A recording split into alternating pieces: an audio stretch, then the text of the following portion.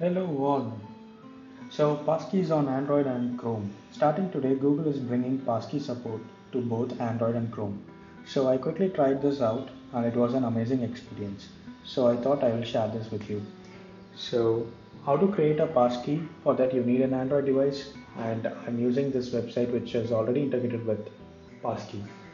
Okay, so I'm registering it. So while I register, it is asking me to create a passkey, and when I say create, it is asking me to use my screen lock, and I use the fingerprint for my screen lock. So I'm quickly doing the fingerprint, and boom, the registration is done. And then now I'm going to authenticate. Again, it is asking me the fingerprint, and done, I'm logged in. So I did not enter the password both while registering as well as while logging in. So this is the passkey. It is working great on the Android phones. So let's try to log in the same website on my Chrome browser. Okay.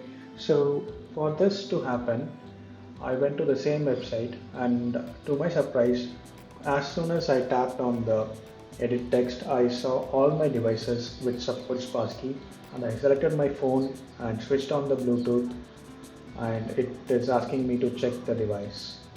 So I quickly checked my phone and I got the notification.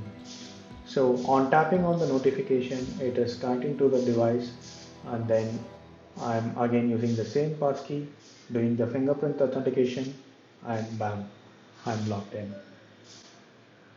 So this is passkey, no more passwords. So once every site integrates this passkeys, we will not have a nightmare of forgetting our passwords. For more videos like this, subscribe to Coder Strength.